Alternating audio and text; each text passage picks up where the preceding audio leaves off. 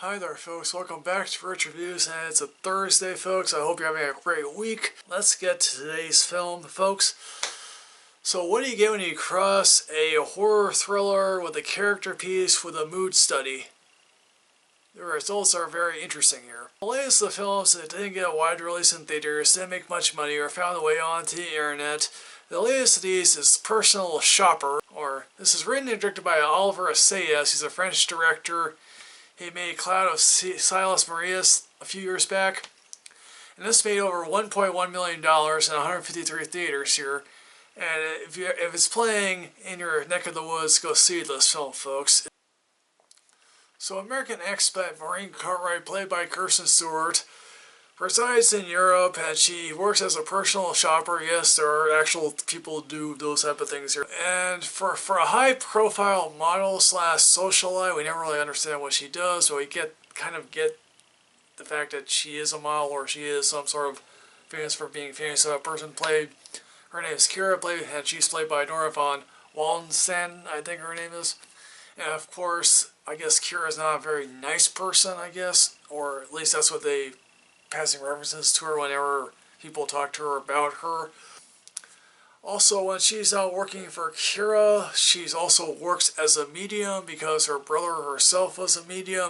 He recently died due to a heart defect, and she fears that the heart defect that he had will affect her as well.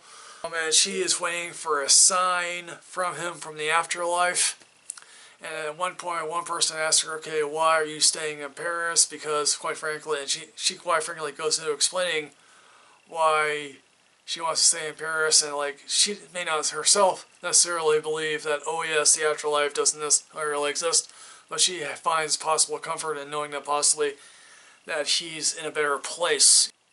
Again, Maureen is largely stuck in limbo. She doesn't really want to do anything else, and she usually puts it on a front for her boss or from these people that she usually has to buy these clothes from.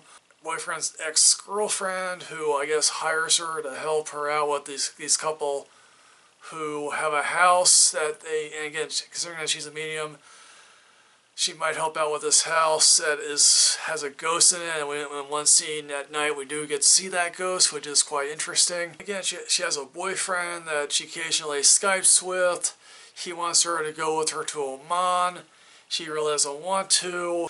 Part of her is more concerned with the next life than with this life. And of course, all of a sudden she gets these anonymous text messages, and part of her thinks, oh yes, this could be my brother calling from the afterlife, which again, you would think to yourself, wouldn't it be creepy if you got text messages from your brother who was already dead? The person here asks her, a number of increasingly personal questions, a number of increasingly personal dares that requires her, to put on some of Kira's clothes and do some sexual acts on her bed, which is which is bizarre. Sayas doesn't really necessarily have to do anything here. He just drops us in the middle of everything here, and you just take it as what you will. Of course, things definitely take a very dark turn with this anonymous text messenger, and that results in the last act with something that truly frightening happens. And I think that's more interesting than being frightened by someone who's anonymously sending you text messages here. And here's the thing: I know there are plenty of people out there who will say, oh, Kirsten Stewart, she was in Twilight, she's a horrible actress. Same folks, I like Kristen Stewart. I actually liked Snow White and the Huntsman. I know a lot of people didn't particularly care for that film. Clearly on display here is Kristen Stewart's aloofness, her delayed attachment to anything. Although I sort of kind of feel like that's how Kristen Stewart must be in general, because she kind of comes off as aloof or just relatively distant. And that's what she conveys here in this film. Personal Shopper drops you right in the middle of these things. There's a couple of really incredibly nice long shots here that you guys have to see because they're quite beautifully done and rendered. Folks, so in the end, folks, Personal Shopper is a very fascinating time. If it plays near you, go see this film. I primarily think of this film as a character study about this woman who just comes to terms with the fact that she has to move on with her life. I'm going to do here, folks. So I'm going to give this a leave work early for Personal Shopper because it's a very cool little film that, might not get a whole lot of attention. So folks, what do you think of Personal Shopper? Did you happen to like this film? Did you not care for it at all? As always, folks, like, comment, subscribe, and enrich yourself with knowledge. I'll see you next time, folks.